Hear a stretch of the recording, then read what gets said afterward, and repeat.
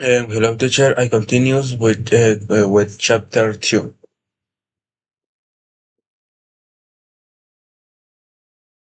Okay.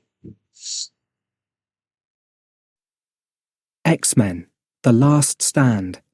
Copyright 2007 Marvel Characters Inc. All rights reserved.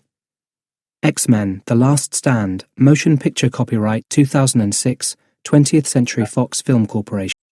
Sorry. Chapter 2. The Cure. So Hank McCoy chapter 2. The Cure. was in his office in Washington, D.C. He was hanging upside down and reading a science magazine. Hank McCoy was in this office in Washington, D.C. He was hanging upside down and reading a science magazine. Hank McCoy was a top politician in the United States government. He was also a mutant. A mutant covered in thick blue hair, so he looked like a big animal. Once, he had been one of Charles Xavier's X-Men. His name back then was Beast, and the name still suited him. Hank McCoy was a top political in the United States government. He was also a mutant. A mutant covered in pink blue hair, so he looked like a big animal. Once he had been one of Charles Xavier Xmen.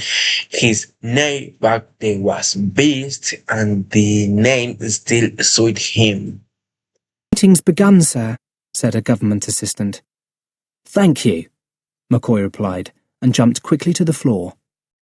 The meeting began, sir, said a government assistant. Thank you, McCoy replied and jumped quickly to the floor. Minutes later, he entered the meeting room where the president and several members of his team were sitting around a large table. Hank sat down in the empty seat next to the president.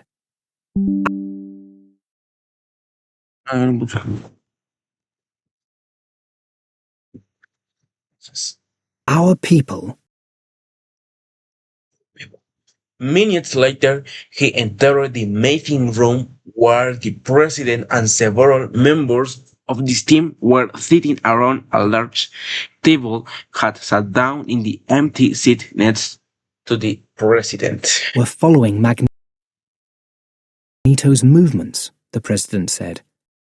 Our people were following Magneto a movement. The president said Magneto movements. Politician Bolivar Trask gave more information. He was seen in Lisbon, Geneva, Montreal.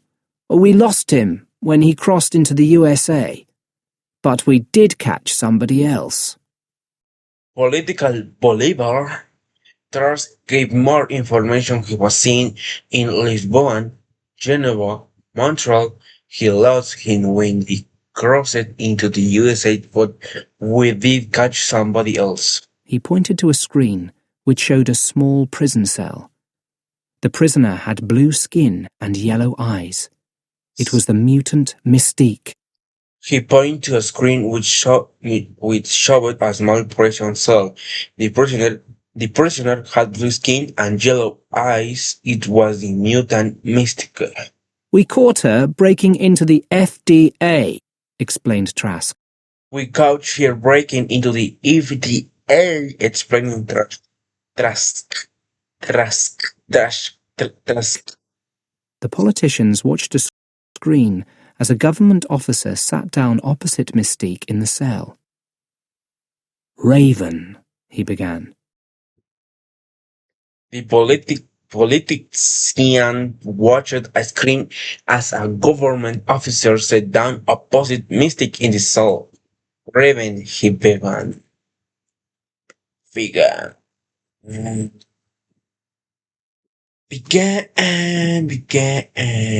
Hola, madre. Mystical, magical, never. Mystique's yellow eyes burned with hate. I don't answer to my human name. Mystic yellow eyes burned with hate. I don't answer to my human name. It's the name that your family gave you, said the officer. Don't you care about your family? It's the name My that your family family gave you, said the officer. Don't you care about your family? tried to kill me, said Mystique angrily. My family tried to kill me, said Mystical angrily. So now he's your family. The man was talking about Magneto. Where is he? See, no, he's your family. The man was talking about Magneto. Where is he? I don't know who you're talking about, she replied. Then suddenly she changed so that she looked exactly like the officer. It was like looking into a mirror. Then she moved closer and whispered, I'll tell you where he is. I don't know what you're talking about, she replies. They suddenly discharged so that it looked exactly like the officer. It was like looking into a mirror. Then she moved close and whispered, I'll tell you where he is. The man moved closer, ready to hear more. Pow! Mystique jumped up and hit him in the face with her head. Immediately, guards My mobile close ready to hear more. No, Mythical jumped onto the him face with her head. ran into the room. The President, Trask and McCoy watched the screen as the guards pulled Mystique off. Immediately, guards ran into the room. The President, Trash, and McCoy watched the screen as the guards pulling Mystical off.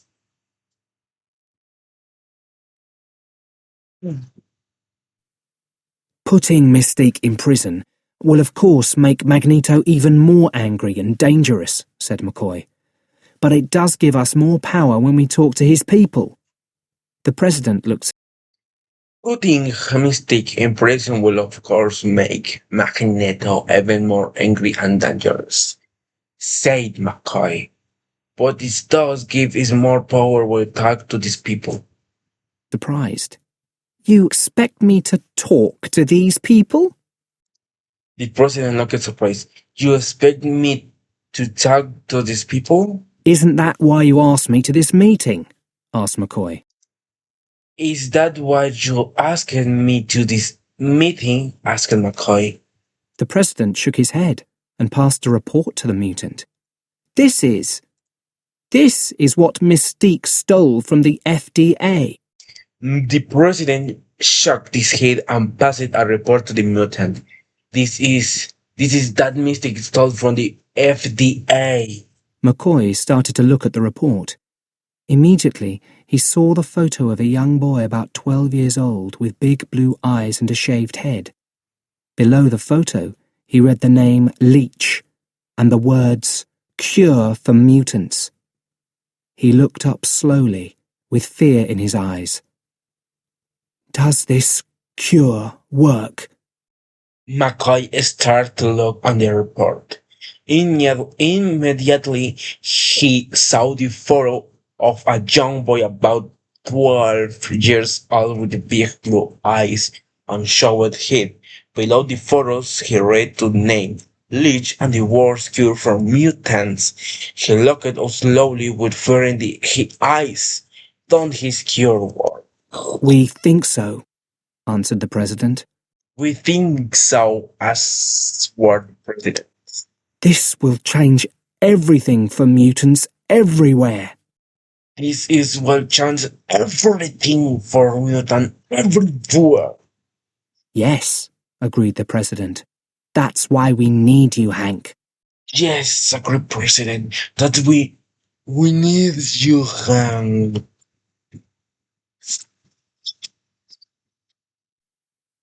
Power can be a very dangerous thing, Professor Xavier was telling the class of teenage mutants. We must all learn this lesson because we are mutants. When is it okay to use our powers? When Do they give us too much control over others? The line between the two is sometimes impossible to see. Power can be a very dangerous thing, Professor Xavier was telling the class of teenage mutants. We must all learn to listen because we are mutants. What is it okay to use our powers when they give us too much control over others? The line between the two is something impossible to see. Then how do we know when we've crossed it? Asked Kitty Pryde. The how do we know when we crossed it? Asked Kitty Pryde. How do we decide what is right and what is wrong? Xavier began. Then he stopped, suddenly silent. Outside.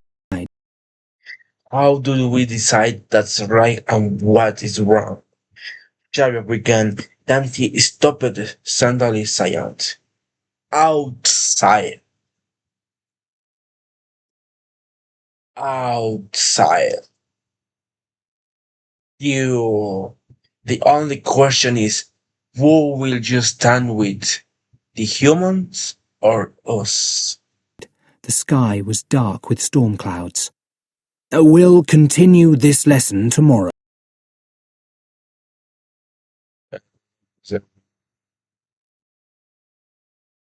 Paseo.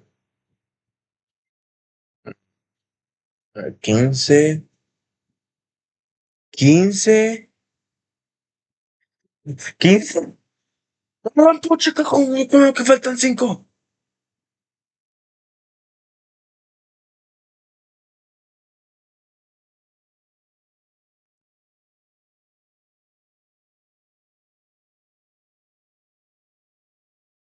Treinta y tres. Neta de 34 en 35. 19, 40, 41.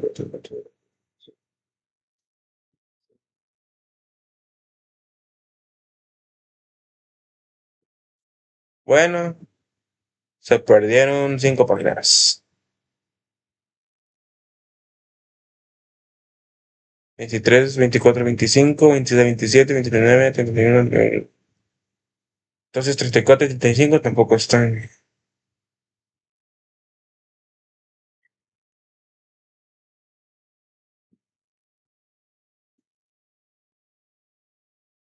Bueno,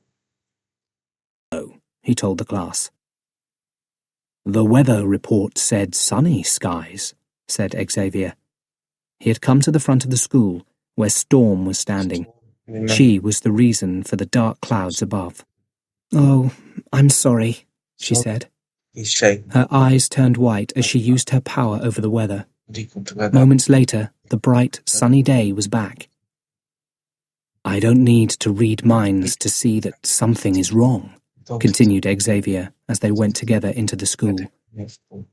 Magneto isn't a problem for us now, said Storm. We have a mutant politician in the government.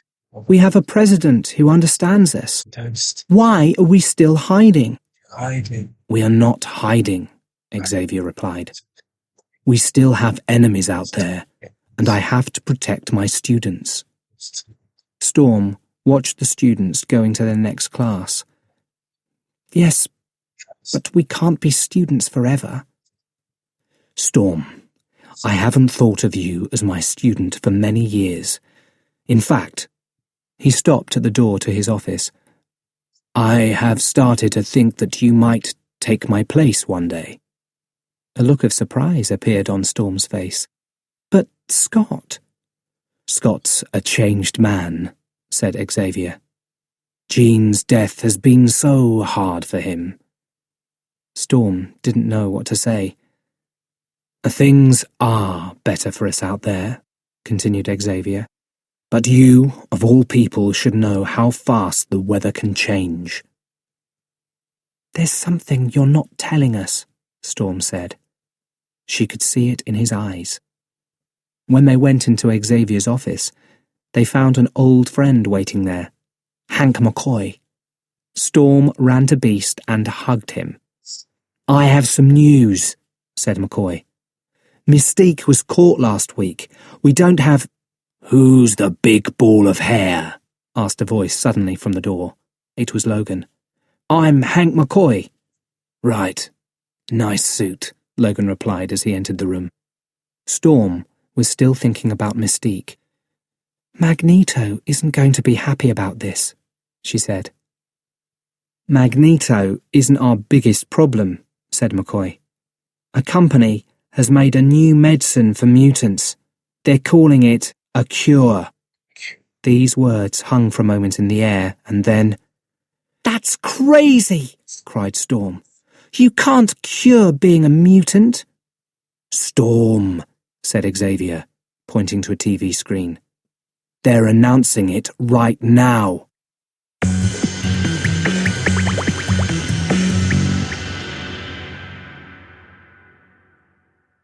Thank you so much listening my read on the book teacher. Thank you for listening and see you later in the next video. Thank you. Goodbye.